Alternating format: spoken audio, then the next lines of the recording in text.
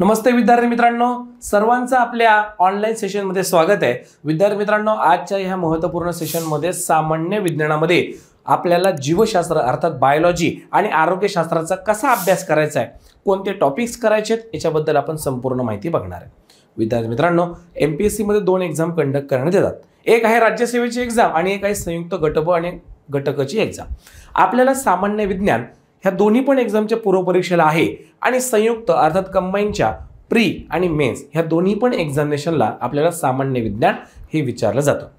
अत्यंत महत्त्वाचा विषय आणि ह्या सामान्य विज्ञानामध्ये सर्वात जास्त वेटेज जर कोणत्या घटकाला असेल तर ते आहे विद्यार्थी मित्रांनो जीवशास्त्र, अर्थातच याला आपण बायोलॉजी असं म्हणतो। आणि ह्या बायोलॉजीमध्ये आपण या जीवशास्त्रामध्ये आपण आपल्या ह्यूमन बॉडी सिस्टीमचा अभ्यास करतो, पेशींचा अभ्यास करतो, जैव तंत्रज्ञानाचा अभ्यास करतो। त्याच्यामुळे हे जे बायोलॉजी अत्यंत महत्त्वाचं आहे। लक्षात ठेवा, या बायोलॉजीवरती सर्वात जास्त मार्क असतात। राज्यसेवेचा जर पेपर आपण कन्सिडर केला तर विद्यार्थी मित्रांनो, राज्यसेवेच्या पेपरला साधारणपणे आपल्याला 9 ते 10 प्रश्न या जीवशास्त्रावरती विचारले जाऊ शकतात। त्यासोबतच आपण जर संयुक्तचा पेपर जर पाहिला तर याच्या साधारणपणे पूर्व पेपरला आपल्याला 9 प्रश्न आणि साधारणपणे मुख्य पेपरला आपल्याला 6 प्रश्न आपल्याला बायोलॉजी आणि हेल्थ सायन्सवरती प्रश्न विचारले जातात। म्हणजे सर्वाधिक मार्क मिळवून देणारा घटक आहे आणि बऱ्याच विद्यार्थ्यांना जीवशास्त्र हे सोपं देखील जातं। फिजिक्स केमिस्ट्रीपेक्षा बायोलॉजी जरा सोपं आहे, कारण की बायोलॉजीमध्ये फक्त काय इन्फॉर्मेशन आहे, ती इन्फॉर्मेशन जर आपण माहीत करून घेतली, त्याचं आपण थोडंसं रिव्हिजन केलं, थोडं पाठांतर केलं तरी आपण याच्यामध्ये खूप चांगले मार्क मिळवू शकतो। आता परत तेच, आपल्याला बायोलॉजीमध्ये सर्वात जास्त मार्क मिळवण्यासाठी आपल्याला ह्या विषयावरती आलेले PYQ करणं अत्यंत गरजेचं आहे। प्रिव्हियस इयर क्वेश्चन्सच्या ॲनालिसिसवरून आपल्याला हे कळणार आहे की नेमकं बायोलॉजीमध्ये आपल्याला कोणते कोणते धडे करायचे आहेत आणि त्या धड्यांमधील सब टॉपिक्स आपल्याला कोणते कोणते करायचे आहेत। तर विद्यार्थी मित्रांनो, आता आपण त्या सेशनला आपण सुरू करूया। बघा, सगळ्यात महत्त्वाची गोष्ट, जे माझे ऑनलाईन व्ह्यूअर्स आहेत तुम्हाला मी सांगतो, आपली सामान्य विज्ञानाची ऑनलाईन इंटिग्रेटेड बॅच 2024 हे आपण लाईव्ह केलेली आहे। ॲप्लिकेशनची लिंक मी डिस्क्रिप्शनमध्ये दिलेली आहे। विद्यार्थी मित्रांनो, याच्यामध्ये MPSC आयोगाने विचारण्यात येणारं संपूर्ण जनरल सायन्स, संपूर्ण सामान्य विज्ञान आपण याच्यामध्ये कव्हर केलंय। 12 महिन्यांच्या वैधता अर्थात व्हॅलिडिटी आपण विद्यार्थ्यांना दिली आहे। याच्यामध्ये आपण फिजिक्स, याच्यामध्ये केमिस्ट्री आणि याच्यामध्ये बायोलॉजी आणि जीवशास्त्रामध्ये सोबतच हेल्थ अँड हायजीन अर्थात आरोग्यशास्त्र पण याच्यामध्ये आपण कव्हर केलेलं आहे।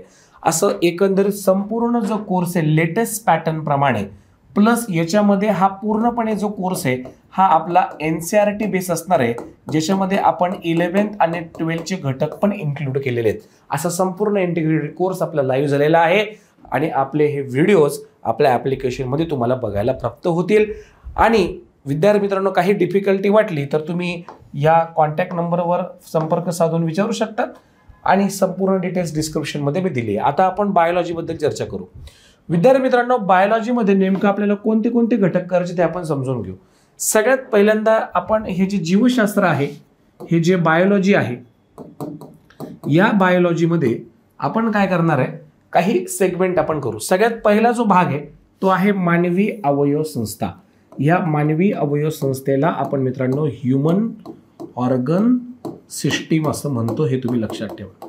आणि या ह्यूमन ऑर्गन सिस्टीममध्ये आपण विद्यार्थी मित्रांनो विविध संस्था आपण बघणार आहोत आणि याच्यावर आधारित दरवर्षी आपल्याला पेपरला प्रश्न येतो। म्हणजे आता तुम्ही इतर विषयांमध्ये डोंगर, नद्या, इतिहासाचा अभ्यास करतात, जगाचा अभ्यास करतात, वातावरणाचा अभ्यास करतात, अर्थशास्त्राचा अभ्यास करतात, बँकांचा अभ्यास करतात। आता MPSC मध्ये सामान्य विज्ञानामध्ये जीवशास्त्रामध्ये आपल्याला आपल्या स्वतःच्या शरीराचा अभ्यास करायचा आहे। आपल्या शरीर रचना कशी आहे, आपलं शरीर पेशींपासून बनलेलं आहे, पेशींपासून ऊती बनलं, ऊतीपासून अवयव, अवयवांपासून आपली संपूर्ण शरीर रचना तयार झालेली आहे। आपलं शरीर कसं कार्य करतं, ज्याप्रमाणे गव्हर्नमेंटचे अलग अलग डिपार्टमेंट काम करतात, गृह विभाग असेल, वित्त विभाग असेल, कृषी विभाग असेल, असे अलग अलग विभाग ज्याप्रमाणे सरकारसाठी काम करतात, तसे आपल्या शरीरामध्ये विविध अवयव संस्था आपल्या शरीरासाठी काम करत असतात। जसे की रक्ताभिसरण संस्था असेल, याला आपण विद्यार्थी मित्रांनो ब्लड सर्क्युलेटरी सिस्टीम असं म्हणतो, याला आपण ब्लड सर्क्युलेटरी सिस्टीम म्हणतो। पचन संस्था असेल, याला आपण इंग्लिशमध्ये डायजेस्टिव्ह सिस्टीम असं म्हणतो आपल्या संपूर्ण विज्ञानाच्या कोर्समध्ये. मराठी सोबतच मी तुम्हाला इंग्रजीमध्ये पण सगळा कॉन्टेंट सांगणार आहे. श्वसन संस्था ज्याला आपण रेस्पिरेटरी सिस्टीम असं म्हणतो. ठीक आहे, याच्यामध्ये आपल्या शरीरामध्ये ऊर्जा निर्माण होते. उत्सर्जन संस्था, या उत्सर्जन संस्थेला आपण एक्सक्रिएटरी सिस्टीम असं म्हणतो आपण, हे तुम्ही लक्षात ठेवा.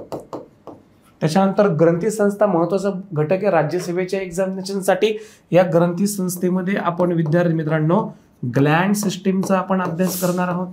त्याच्यानंतर चेता संस्था, याला आपण मित्रांनो नर्वस सिस्टीम असं म्हणतो, हे तुम्ही लक्षात ठेवा. अस्थि संस्था, याला आपण स्केलेटन सिस्टीम असं म्हणतो, हे तुम्ही लक्षात असू द्या. स्नायू संस्था, याला आपण विद्यार्थी मित्रांनो मस्क्युलर सिस्टीम असं म्हणतो. त्याच्यानंतर प्रजनन संस्था, ह्या प्रजनन संस्थेला आपण मित्रांनो रिप्रोडक्टिव्ह सिस्टीम असं म्हणत असतो, हे तुम्ही लक्षात असू द्या. म्हणजे अशा पद्धतीने आपण ह्या विविध संस्था आपण पाहत असतो. आणि या सर्व संस्थांवरती पण आता आयोगाने खूप वेळेस प्रश्न विचारून झालेले आहेत. PYQ नुसार सगळ्या संस्था आपल्याला कळल्या पाहिजे. मग आता विद्यार्थी मित्रांनो याच्यामध्ये 1 बाय 1 आपण बघणार आहे. सगळ्यात पहिल्यांदा आपल्याला बघायचे रक्ताभिसरण संस्था, याला आपण म्हणत असतो ब्लड सर्क्युलेटरी सिस्टीम. ठीक आहे, आता MPSC आयोगानुसार आपल्याला हा टॉपिक बघायचा आहे. तुम्हाला मी थोडक्यात आयोगाचा पॅटर्न सांगतो. आता आयोग काय विचारतं, आयोगाचं म्हणणं काय की समजा आता आपण ह्युमन आहे, तर आपलं जे काही ब्लड आहे, आपलं जे काही रक्त आहे, हे कोणत्या रंगाचं आहे, तर हे लाल रंगाचं आहे. ठीक आहे, हे रेड कलरचं आहे. मग याच्या मागे कारण काय आहे, ते कॉन्सेप्ट काय आहे, कारण की आपल्या ब्लडमध्ये असणाऱ्या आपल्या जे सेल्स आहेत RBC रेड ब्लड सेल्स, याच्यामध्ये हिमोग्लोबिन नावाचा घटक आहे. आणि ह्या हिमोग्लोबिनमध्ये मित्रांनो आयरन आहे, हे तुम्ही लक्षात ठेवा. याच्यामध्ये लोह आहे. या हिमोग्लोबिनमध्ये आयरन आहे, या हिमोग्लोबिनमध्ये लोह आहे असं लक्षात येईल. आणि त्या लोहामुळे आपलं रक्त हे लाल रंगाचं बनतं. परंतु जर तुम्ही ह्या ठिकाणी पाहिलं ऑक्टोपस, आता ऑक्टोपसचं जे काही ब्लड आहे ते ब्ल्यू कलरचं आहे. का बरं, कारण की त्यांच्या ब्लडमध्ये विद्यार्थी मित्रांनो कॉपर पिगमेंट आहे, त्यामुळे त्यांचं रक्त ब्ल्यू कलरचं आहे. काहींच्या ब्लडमध्ये आपल्याला कोबाल्ट हा घटक देखील बघायला प्राप्त होतो.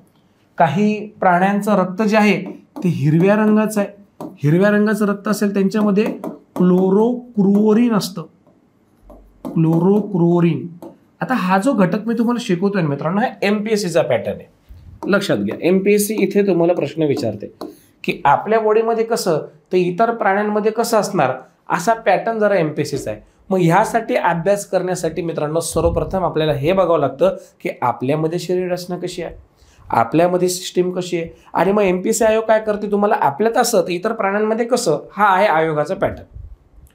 मागील गेल्या 7-8 वर्षापासून मी सामान्य विज्ञान शिकवतोय. आता सध्या आपण पुण्यामधनं ही ऑनलाईन बॅच घेत आहे. आणि विद्यार्थी मित्रांनो या अनुभवातनं मी तुम्हाला सांगतो, आपल्याला जर खूप चांगले मार्क मिळवायचे असतील ना, तर आपल्याला PYQ करणं खूप गरजेचं आहे. बरेच जण काय करतात, याचा अभ्यास एवढ्या डिटेलमध्ये करतात जसे की ते MBBS डॉक्टर बनतात. आपल्याला इथे MBBS डॉक्टर बनण्यासाठी विज्ञानाचा अभ्यास करायचा नाही आहे. आपल्याला इथं PSI police sub inspector, STS sales tax inspector अशा पदांची एक्झाम देणार आहे. आणि ही एक्झाम आपल्याला क्रॅक करायची आहे. मग त्या एक्झामच्या अनुषंगाने विज्ञान करायचं आहे. लक्षात ठेवा, नॉलेज खूप जरी जास्त असलं तरी त्याचा आणि MPSCचा पास होण्याचा काही संबंध नसतो. MPSC तोच विद्यार्थी पास होतो जो नॉलेज आणि परीक्षेमधील विचारण्यात येणारे प्रश्न यांची सुसंगत घालत असतो. त्याच्यामुळे PYQ वर न ठरवायचे. मग PYQ काय सांगतात, PYQ म्हणतात मानवामध्ये कसं आहे ते इतर प्राण्यांमध्ये कसं आहे, असले प्रश्न एक्झामला येतात. त्यासाठी आपल्याला कॉन्सेप्टचं क्लिअर पाहिजे. मग ह्या ब्लड सर्क्युलेटरी सिस्टीममध्ये रक्ताभिसरण संस्थेमध्ये आपण एकदम बेसिकपासून बघणार की आपल्या ब्लड सर्क्युलेटरी सिस्टीमचं कार्य काय, जसं की ट्रान्सपोर्टेशन करणं आहे, आपलं ब्लडचं कॉम्पोजिशन काय आहे, आपल्या हार्टमध्ये किती चेंबर आहे आणि हृदयाच्या कोणत्या कप्प्यातून कुठे रक्त जातं, हे सगळे घटक आपण रक्ताभिसरण संस्थेमध्ये सविस्तर चर्चा करणार आहे, हे लक्षात ठेवा. विद्यार्थी मित्रांनो, तर हे ब्लड सर्क्युलेटरी सिस्टीम हे संपूर्ण, आता बरेच विद्यार्थी, माझं मुख्य टार्गेट आहे, माझ्याकडे आर्ट्स आणि कॉमर्सचे पण विद्यार्थी येतात. ह्या विद्यार्थ्यांना मी तुम्हाला एकदम सोपं करून हा टॉपिक तुम्हाला 11वी आणि 12वीच्या लेवलपर्यंत जी विचारलं जातं तिथपर्यंत तुम्हाला मी घेऊन जाणार आहे. एकदम बेसिकपासनं. म्हणजे मी इथे येणार आणि काहीतरी तुम्हाला अवघड शब्द सांगणार तर ते जर तुम्हाला समजत नसेल तर विज्ञान शिकवून काही उपयोगच नाही. तुम्हाला एकदम बूटस्ट्रॅपपासून संपूर्ण विज्ञान शिकवण्यात येणार या ऑनलाईन बॅचेसमध्ये. एकदम बेसिकपासून रक्त काय आहे, रक्ताचा उपयोग काय, तर रक्त आपल्या शरीरामध्ये ट्रान्सपोर्टेशनचं काम करतं. बरं, कशाचं ट्रान्सपोर्टेशनचं काम करतं, तर रक्त आपल्या शरीरामध्ये ऑक्सिजनचं ट्रान्सपोर्टेशन करतं, कार्बन डायऑक्साईडचं ट्रान्सपोर्टेशन करतं, न्यूट्रियंट्स पोषक द्रव्यांचं ट्रान्सपोर्टेशन करतं. बरं, मग ऑक्सिजनचं ट्रान्सपोर्टेशन कुठून कुठे होतं, तर फुफ्फुसाकडनं पेशींपर्यंत होतं. तर आपल्याला हे माहित पाहिजे ऑक्सिजन आपल्याला का बरं लागतो. ऑक्सिजन आपल्याला ऊर्जेच्या निर्मितीसाठी लागतो. जेव्हा हा ऑक्सिजन ग्लुकोज सोबत रिॲक्ट होतो त्याच वेळेस एटीपी तयार होत असते, त्याला आपण अडिनोसाइन ट्रायफॉस्फेट, ज्याला मानवी शरीरातील ऊर्जेचं चलन म्हणत असतो, हे लक्षात ठेवा. असं एकदम बेसिक पासून सोप्या भाषेमध्ये, सोप्या लँग्वेजमध्ये, मराठी पण आणि इंग्रजी पण अशा दोन्ही पण भाषांमध्ये सविस्तर तुम्हाला हे लेक्चर प्राप्त होणार आहे. काळजी करायची आवश्यकता नाही. कोर्स तुम्ही घेतल्यानंतर तुम्हाला हे सगळे लेक्चर्स हे बघता येतील विद्यार्थी मित्रांनो. 4 ते 5 वेळेस आपण त्याला वॉच लिमिट ठेवलेली आहे. 12 महिन्यासाठी तुम्ही हा कोर्स पाहू शकता. पुढच्या टॉपिककडे वळूया. पचन संस्था. ह्या पचन संस्थेला आपण विद्यार्थी मित्रांनो म्हणत असतो डायजेस्टिव्ह सिस्टीम. आता बऱ्याच लोकांना काय वाटतं, डायजेस्टिव्ह सिस्टीमचं कार्य म्हणजे ऊर्जा तयार करणे. नाही, ऊर्जा तयार करणे हे कार्य रेस्पिरेटरी सिस्टीमचं आहे, हे श्वसन संस्थेचं आहे. मग पचन संस्थेचं काय काम आहे, तर पचन संस्थेचं काम असतं जे काही आपण कॉम्प्लेक्स कार्बन फूड खातो त्याचं कन्व्हर्जन सिंपल कार्बन फूड मध्ये करणं, एवढंच आहे. आता आपण कॉम्प्लेक्स कार्बन फूड, आता आपण काय खातो, चपाती. बरं, चपातीमध्ये काय असतो, कर्बोदक असतात. ठीक आहे, कर्बोदक म्हणजे कार्बोहायड्रेट्स असतात. याचं सिंपल कार्बन कंपाऊंड मध्ये रूपांतर केलं तर ते कशामध्ये होतं, तर ते ग्लुकोजमध्ये होतं, हे लक्षात ठेवा. तर चपाती अर्थात कर्बोदकांचं कन्व्हर्जन हे कशामध्ये झालं, ग्लुकोजमध्ये झालं. हेच कार्य पचन संस्थेचं आहे. आपण जो काही आहार घेतो त्याच्यामध्ये जटिल कार्बनी पदार्थ असतात आणि ह्या जटिल कार्बनी पदार्थांचं रूपांतर साध्या कार्बनी पदार्थांमध्ये केल्यानंतरच हे पदार्थ आपल्या रक्तामध्ये जातात आणि त्यांच्यापासून ऊर्जा निर्माण होते, असं बघायचंय. मग परत आता इथे काय आहे, एमपीएससीचं विचारांचा ट्रेंड कसा आहे बघा. आता त्यांनी आपल्याला विचारलं पचन संस्था, मग सर्वच प्राण्यांमध्ये पचन संस्था असते का, तर नाही.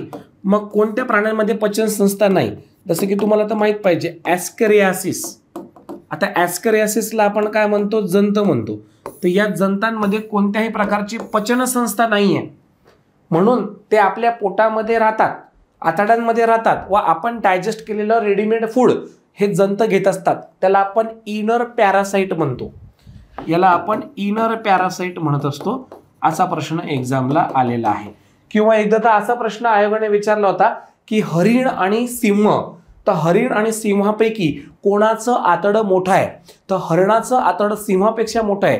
कारण की हरिण हा शाकाहारी प्राणी आहे आणि गवतामध्ये वगैरे इत्यादी ठिकाणी असणारं सेल्युलोजचं पचन करण्यासाठी त्याच्या आतड्यांमध्ये अपेंडिक्स नावाचा पार्ट असतो. प्राचीन काळी आपण पण जेव्हा कंदमुळं खात होतो तेव्हा आपल्या पोटामध्ये अपेंडिक्स नावाचा पार्ट होता, पण आता त्या अवयवाचा काही उपयोग नाही. तो एक वेस्टिजियल ऑर्गन आहे आणि it is a proof that की आपल्यामध्ये पण उत्क्रांती होते, इव्होल्युशन होतं, हे तुम्ही लक्षात ठेवा. अशा पद्धतीने सविस्तर स्वरूपात शिकणार. म्हणजे आयोगाचा पॅटर्न कसा आपल्यात असे बाबा, मग इतर प्राण्यांमध्ये कसं आहे, आपल्यामध्ये किडनीद्वारे आपल्या शरीरामध्ये उत्सर्जन होतं, तर झुरळामध्ये रुककाच्या माध्यमातून होतं. म्हणजे आपल्या हृदयाचे कप्पे 4 आहे, झुरळाच्या हृदयाचे कप्पे 13 आहे. आपलं रक्त लाल आहे, ऑक्टोपसचं रक्त निळसर आहे. तर अशा पद्धतीचे प्रश्न एक्झामला येतात. समजतं मी काय सांगतो, त्याच्यामुळे आपल्याला रिलेट करायचंय आपली बॉडी आणि इतर प्राण्यांची बॉडी, आणि त्यासोबतच वर्गीकरण पण आपल्याला मजबूत करायचं, पुढे सांगेलच तुम्हाला मी. ही झाली पचन संस्था. तर पचन संस्थेचं कार्य ऊर्जा तयार करणे आहे का, नाही. पचन संस्थेचं कार्य जटिल कार्बनी पदार्थांचं रूपांतर साध्या कार्बनी पदार्थांमध्ये करणे. जसं की चपाती खाली तर ग्लुकोज तयार होतो. तुम्ही पीएसआयच्या ग्राउंडला जाणार पोरं, तुम्हाला इमर्जन्सीमध्ये जी काही एनर्जी लागते, तुम्ही सकाळी सकाळी ग्लुकोज पिणार, ग्लुकोजमधून तुम्हाला एनर्जी प्राप्त होणार आणि तुम्ही धावायला जाणार. तर ग्लुकोजमुळे आपल्याला इन्स्टंट एनर्जी का भेटते, कारण ग्लुकोज हे साधे कार्बनी पदार्थ आहे, ते डायरेक्टली आपल्या रक्तात जाते. आणि आपण जेव्हा मेसमध्ये जेवण करतो तेव्हा त्या जेवणाचं पचन झाल्यानंतर मग ग्लुकोज तयार होतं आणि ही पूर्ण प्रक्रिया करण्यासाठी काही कालावधी लागतो. ते पचन संस्थेचं कार्य आहे, ते आपण सविस्तर बघणार. मग पचन संस्थेमध्ये मग मुखगुहा असेल, आपले अन्ननलिका, जठर ग्रंथी असेल, मग लहान आतडे, त्याच्यामध्ये ड्युडेनम, जॅज्युनम, इलियम असे पार्ट, मग मोठे आतडे, मग रेक्टम आणि मलाशय असे जे घटक आहे हे सगळे आपण बघणार. त्याच्यामध्ये असणारं लिव्हर आणि पॅनक्रिया म्हणजे यकृत आणि स्वादुपिंड ह्या महत्वाच्या एक्झोक्राइन ग्लँड्सचा कोणता स्राव आहे याच्यावर पण बऱ्याच वेळेस प्रश्न येतो. मागे प्रश्न आला होता की पित्तरस कोणती ग्रंथी तयार करते, तर पित्तरस यकृत तयार करता असं विचारलं जातं. तर मी तुम्हाला या सेशनमध्ये ओव्हरऑल सांगणार आहे की नेमकं तुम्हाला काय करायचंय, टॉपिकचे सब टॉपिक पण सांगतो आणि एक आयडिया देतोय तुम्हाला अभ्यास कसा करायचा आहे. बरेच विद्यार्थी काय करतात, 12वीचं पुस्तक घेतात बायोलॉजीचं आणि डिटेलमध्ये ह्युमन डायजेस्टिव्ह सिस्टीमचा अभ्यास करतात. करायची गरज नाही. तुम्ही PYQ करून अभ्यास करा, जेवढं गरजेचं तेवढा अभ्यास करा.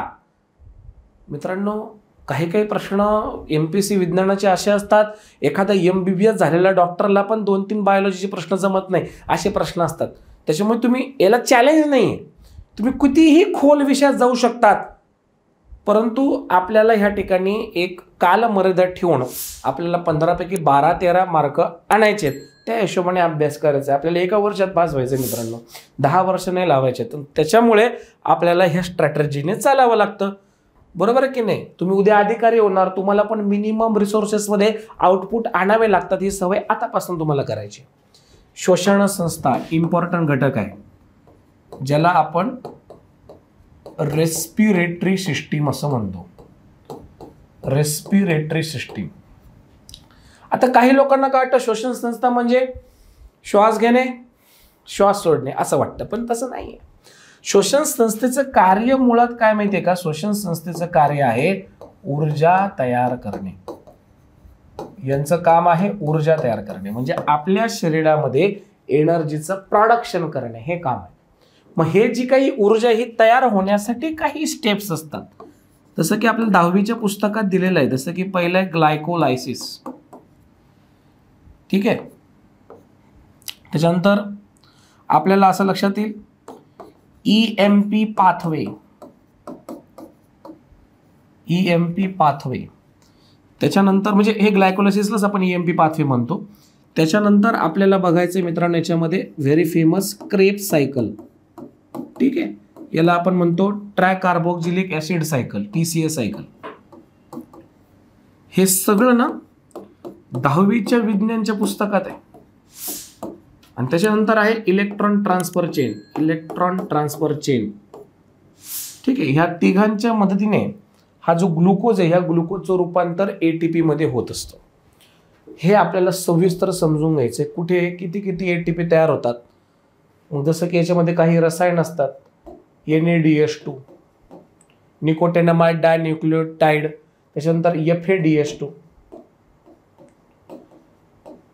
Flavin adenine dinucleotide, nicotinamide adenine dinucleotide, असे रसायन काय असतात हे सगळं येणार आहे. आता जे आर्ट्स कॉमर्सचे मुलं आहेत त्यांना एकदम डायरेक्टली तर हे कळणार नाही. इव्हन तो जे माझे इंजिनिअरिंगचे मित्र आहेत त्यांना पण डायरेक्टली हे कळत नसतं. तर त्याच्यामुळे स्टेप बाय स्टेप संपूर्ण लेक्चरमध्ये सांगणार. आणि हे जेवढे पण घटक सांगितले ना याच्यावरती आयोग प्रश्न विचारतो आणि याच्याकडे आपण नेमकं दुर्लक्ष करतो. कारण आपल्याला काय वाटतं, श्वसन संस्था म्हणजे श्वास घेणे श्वास सोडणे. आपण तेवढं ते फुफ्फुसाचं कार्य बघतो आणि त्या फुफ्फुसामध्ये अल्वेलीज असतात एवढं बघतो आपण आणि विषय आपण संपवतो. असं अभ्यास करायचा नाही. अभ्यास जरा व्यवस्थित पद्धतीने करायचा तुम्हाला, तर तुम्हाला या श्वसन संस्थेमध्ये आणि तुम्हाला एकंदरीतच बायोलॉजीमध्ये मार्क पडणार आहे. प्लस टॉपिकवर आलेले जेवढे पण PYQ मी आपल्या ऑनलाईन बॅचमध्ये घेतो, प्लस प्रॅक्टिस MCQ प्रत्येक टॉपिकवरती घेणार. आणि हे जे प्रॅक्टिस MCQ असतात हे असे प्रश्न असतात जे येऊ शकणारे प्रश्न आहेत, एक्झामला येऊ शकणारे प्रश्न आहेत. पुढे आपण बोलूया उत्सर्जन संस्था. या उत्सर्जन संस्थेला आपण म्हणत असतो एक्सक्रिएटरी सिस्टीम. मग आपल्या शरीरातील जे काही टाकाऊ पदार्थ असतात, ह्या टाकाऊ पदार्थांना शरीराबाहेर काढणे. टाकाऊ पदार्थांची कॅटेगरी 3 असते. काही पदार्थांमध्ये असतो अमोनिया, काहींमध्ये आपल्याला बघायला प्राप्त होतो युरिया.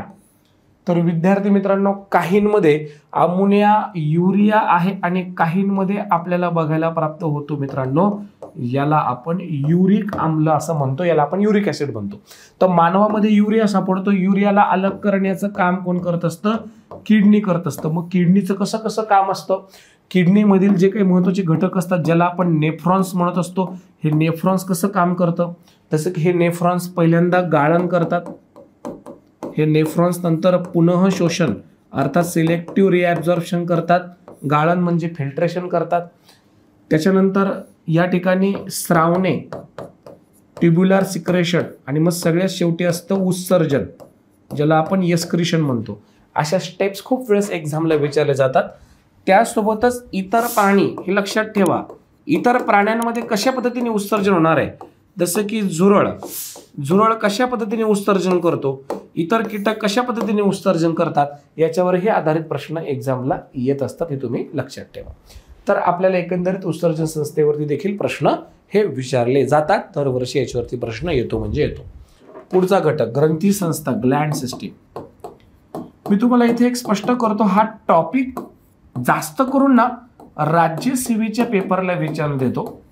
स्टेट सर्व्हिसच्या एक्झामला बऱ्याच वेळेस याच्यावरती प्रश्न येतात. मग याच्यामध्ये आपल्याला कळलं पाहिजे की कोणत्या कोणत्या महत्त्वाच्या ग्रंथी आहेत. जसे की हायपोथॅलॅमस ही एक ग्रंथी आहे. त्याच्या खालोखाल विद्यार्थी मित्रांनो एंडोक्राइन ग्लँड मध्ये आहे पिट्युटरी ग्लँड. या पिट्युटरी ग्लँडला आपण विद्यार्थी मित्रांनो मराठीमध्ये पीयूषिका ग्रंथी म्हणतो. मग ही पीयूषिका ग्रंथीला मास्टर ग्लँड का बरं म्हणतात? मग पीयूषिका ग्रंथींच्या पुढच्या भागात कोणते संप्रेरक तयार होतात, पीयूषिका ग्रंथींच्या मागच्या भागात कोणते संप्रेरक तयार होतात, असले प्रश्न एक्झामला येतात.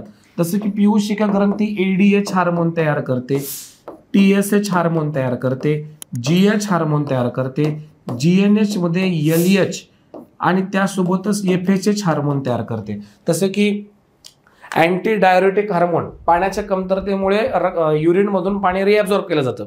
टीएसएच थायरॉइड स्टिम्युलेटिंग हार्मोन थायरॉइडच्या ग्रंथींना त्या ठिकाणी सिग्नल देण्याचं काम. जीएच ग्रोथ हार्मोन याच्यामुळे आपली हाईट वाढते, याला एसटीएच पण म्हणतात.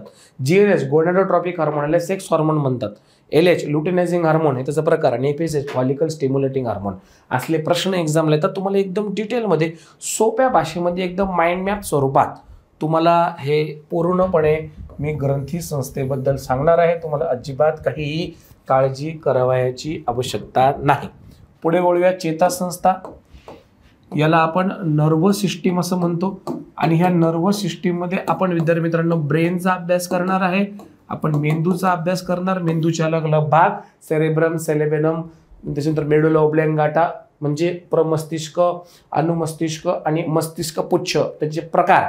जसं की आपल्या शरीरामधील चालणे, धावणे, पळणे ह्या प्रक्रिया सेरेब्रम मधनं होतात, प्रमस्तिष्कामधनं होतात. परंतु मित्रांनो काही शिंक येणे असेल किंवा श्वासोश्वास झोपल्यानंतर हे जे काही अनैच्छिक क्रिया आहेत ते मेडुला ओब्लॉंगाटा करतो, मस्तिष्क पुच्छ करत असतो. आणि संतुलनासाठी अनुमस्तिष्क म्हणजे सेरेबेलम हे महत्त्वाचं काम करत असतं. याच्यावर आधारित प्रश्न एक्झामला येतात, ते आपण सविस्तर बघणार आहोत. पुढे अस्थिसंस्था. याला आपण स्केलेटन सिस्टीम असं म्हणतो. आपल्या शरीरामधील असणारे जे काही हाडं आहेत त्यांचं कार्य, हाडांचे प्रकार, जास्त लांबीचं हाड आपलं फिमरचं हाड आहे, लहान हाड कानातील हाड आहे, सगळं आपण याच्याबद्दल माहिती घेणार. त्याच्यानंतर स्नायू संस्था. याला आपण म्हणत असतो मस्क्युलर सिस्टीम. याच्यावरती आधारित ना मागे लास्ट टाइम सायंटिस्ट वरती क्वेश्चन आला होता आणि हे जे सायंटिस्ट वरती बरेच वेळेस क्वेश्चन येतो. जसं की पोटॅशियमचं प्रमाण आपल्या स्नायूंमध्ये जास्त प्रमाणात असतं आणि पोटॅशियम आपल्या स्नायूंमध्ये आकुंचन प्रसारण करण्यासाठी, हालचाल करण्यासाठी, मुवमेंट करण्यासाठी अत्यंत आवश्यक असतं. पोटॅशियमचं प्रमाण सोडियमपेक्षा स्नायूंमध्ये जास्त असतं असा प्रश्न येऊन गेलाय. पुढे प्रजनन संस्था. याला आपण म्हणत असतो रिप्रोडक्टिव्ह सिस्टीम. या रिप्रोडक्टिव्ह सिस्टीममध्ये आपण तर मानवाची रिप्रोडक्टिव्ह सिस्टीम तर बघणारच आहे, परंतु आपल्याला त्यासोबतच इतर प्राण्यांमध्ये काय कशा पद्धतीने प्रजनन संस्था आहे ते पण आपण डिस्कस करणार आहोत. याच्यावरती आधारित प्रश्न एक्झामला येतात.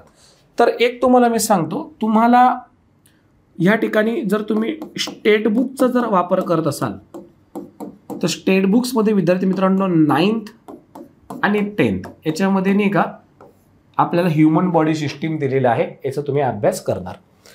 जर तुम्ही NCERTचा अभ्यास करत असाल तर तुम्ही याच्यामध्ये 8वी, 9वी आणि 10वीचा घटक करणार. एवढंच तुम्ही करायचं आहे. पण बरेच प्रश्न आजकाल याच्यावरती ॲडव्हान्स पण असतात. त्याच्यामध्ये मी ॲड करतो 11वी आणि 12वीचं NCERT. आणि हे सगळे पुस्तकं तुम्हाला रीड करायची आवश्यकता आहे का? नाही. 11वी-12वी मधील महत्त्वाच्या घटक जे काही आहेत ते मी माझ्या संपूर्ण ह्या माझ्या ऑनलाईन कोर्समध्ये घेतलेले आहेत आणि याच्या तुम्हाला इन डिटेल मराठीमध्ये माझ्या नोट्स पण उपलब्ध आहे ॲप्लिकेशनमध्ये. परीक्षेने ते ॲप्लिकेशन तुम्ही डाउनलोड करून घ्या. डिस्क्रिप्शनमध्ये लिंक मी दिलेली आहे आणि तेवढा सगळा घटक मी तुमचं एकदम सोप्या भाषेमध्ये एकदम व्यवस्थित करून घेणार आहे. काळजी करायची आवश्यकता नाही. आता हे झालं ह्युमन सिस्टीम. याच्या अलावा अजून काय महत्त्वाचं आहे, आता पुढचे काही टॉपिक बघू. पेशी, त्यांची रचना, सेल, बरोबर की नाही, किंवा सेल बायोलॉजी, कोणत्या कोणत्या प्रकारचे सेल असतात, जसं की प्रोकॅरियोटिक सेल. प्रोकॅरियोटिक सेलमध्ये तर जीवाणू, याला आपण बॅक्टेरिया म्हणतो. त्याच्यानंतर दुसरा प्रकार आहे आपल्यामध्ये कोणत्या प्रकारचे आहेत, यूकॅरियोटिक सेल. आणि ह्या यूकॅरियोटिक सेलमध्ये मग परत काय येतात मित्रांनो, प्लांट सेल पण येतात आणि मग त्याच्यामध्ये आणखीन काय येतात मित्रांनो, ॲनिमल सेल पण येतात. हे तुम्ही लक्षात ठेवा. वनस्पती पेशी पण आहे आणि प्राणी पेशी पण याच्यामध्ये आपल्याला बघायला प्राप्त होतील. हे तुम्ही लक्षात ठेवा. मग यांचे वैशिष्ट्य काय आहे, यांच्यात फरक काय, यांचं डिफरन्स काय, हे सगळं आपण डिटेलमध्ये बघणार. याच्यामधील असणारे इम्पॉर्टंट सेल ऑर्गनलेस आपण पाहणार. याला आपण मित्रांनो पेशी अंगक असं म्हणत असतो. हे लक्षात ठेवा. जसं की मायटोकॉन्ड्रिया असेल, लायझोझोम असेल, गोल्गी कॉम्प्लेक्स असेल, न्यूक्लियस असेल, DNA, deoxyribonucleic acid, RNA, ribose nucleic acid, ER endoplasmic reticulum, SER, RER, हे सगळं आपण बघणार. व्हॅक्युओल्स, त्याच्यानंतर त्याच्यामध्ये cytoplasm, cell membrane, cell wall, त्याचे इन्ग्रेडियंट्स कोणते, ते कशापासून बनले, ते सगळे डिटेलमध्ये आपण पाहणार. काही काळजी करायची आवश्यकता नाही. फक्त माझा शिकवण्याचा क्रम असा, मी सगळ्यात पहिल्यांदा ह्युमन बॉडी शिकवतो, कारण ते जरा रिलेट असतं. आपण किडनी ऐकलेलं असतं, हार्ट ऐकलेलं असतं, समजायला जरा सोपं वाटतं. मग नंतर आपण सेल ह्या टॉपिककडे वळणार आहोत. पुढे आहे जैवतंत्रज्ञान. याला आपण बायोटेक्नॉलॉजी असं म्हणत असतो. याचा म्हणजे सेल या टॉपिकचं एक्सटेंडेड पार्ट आहे हा. रिसेंटली याच्यामध्ये काही जीन मॉडिफाय क्रॉप असतात, जीन मॉडिफाई क्रॉप्स. जसं की हे आपल्याला माहित पाहिजे. आता उदाहरणार्थ मागे ना गोल्डन राईसवरती प्रश्न आला होता. तर गोल्डन राईसमध्ये कोणतं व्हिटॅमिन असतं, तर गोल्डन राईस हे असं आहे, त्याच्यामध्ये व्हिटॅमिन ए असतं. किंवा मग बीटी कॉटन असेल, बीटी कॉटन असेल, याच्यावर आधारित प्रश्न आपल्याला एक्झामला येतो मित्रांनो. ते आपण सगळं डिटेलमध्ये बघणार. अनुवंशिकता. अनुवंशिकताला आपण विद्यार्थी मित्रांनो हेरिडिटी असं म्हणतो. आणि हे हेरिडिटी ह्या टॉपिकमध्ये काही मेल्डेज एक्सपेरिमेंट आहे.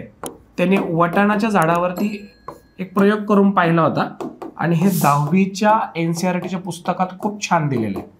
तुम्ही स्टेट बुकपेक्षा ना NCERTवर थोडं फोकस ठेवा आणि निवडक 9वी 10वीचं तुम्ही स्टेट बुक वापरा, पण NCERT 8वी 9वी 10वी तुम्हाला करायचंच आहे. अनुवांशिकता हे आपण पाहणार. त्याच्यानंतर वर्गीकरण सगळ्यात इम्पॉर्टंट, याला आपण म्हणत असतो क्लासिफिकेशन. हा टॉपिक खूपच इम्पॉर्टंट आहे. याला मी जरा IMP करून ठेवतो मित्रांनो. हा इतका IMP टॉपिक, याच्यावरती प्रश्न येतो म्हणजे येतोच. पण याच्यामध्ये पण वर्गीकरण करत असताना आपण प्लांट अर्थात वनस्पतींचं आपण वर्गीकरण करणार आणि त्यासोबतच मित्रांनो ॲनिमल अर्थात आपल्याला प्राणी जे आहेत या प्राण्यांचे वर्गीकरण करायचे इम्पॉर्टंट आहे. याच्यावर आधारित प्रश्न एक्झामला येतो म्हणजे येतो. फिक्स प्रश्न, फिक्स. ते एकदम सोपं आहे. प्राण्यांचं वर्गीकरणामध्ये तुम्हाला सगळे फायलम माहीत पाहिजे. पोरिफेरा, सिलेंट्राटा, टेनोफोरा, प्लॅटीहेल्मिंथिस, ॲशेहेल्मिंथिस, ठीक आहे, ॲनेलिडा, आर्थोपोडा, इकायनोडर्माटा, मोलुस्का, हेमिकॉरोडाटा, कॉरोडाटा, हे सगळे फायलम आपले पाठ पाहिजे. प्लांटमध्ये पण जिम्नोस्पोरम, अँजिओस्पोरम, क्रिप्टोगॅमी, पॅनोरोगॅमी सगळं आपल्याला आलं पाहिजे. त्याच्यामध्ये पण परत थॅलोफायटा, ब्रायोफायटा, टेरिडोफायटा, त्याच्यानंतर मोनोकॉटिलेडॉन, डायकॉटिलेडॉन, हे सगळं मी तुमचं वर्गातच पाठ करून घेईन. काही काळजी करायची आवश्यकता नाही. पुढे आपण बघणार आहे आता आरोग्यशास्त्र. महत्त्वाचा घटक आहे आरोग्यशास्त्रामध्ये. आता आपण बघणार आहे आहारशास्त्र, पोषण अर्थात न्यूट्रिशन काय असतं. महापोषक द्रव्ये म्हणजे मॅक्रोन्यूट्रियन्स. मॅक्रोन्यूट्रियन्स याच्यामध्ये कार्बोहायड्रेट्स, प्रोटीन्स, फॅट्स, कर्बोदके, प्रथिन, स्निग्ध पदार्थ असतात. जसं की 1 ग्रॅम प्रथिनांपासून 4 किलो कॅलरी ऊर्जा तयार होते. बरोबर आहे. 1 ग्रॅम कर्बोदकांपासून 4 किलो कॅलरी ऊर्जा तयार होते. 1 ग्रॅम स्निग्ध पदार्थांपासून 9 किलो कॅलरी ऊर्जा तयार होते. सगळं बघणार. लघु पोषक द्रव्ये, जीवनसत्वे, क्षार, पाणी.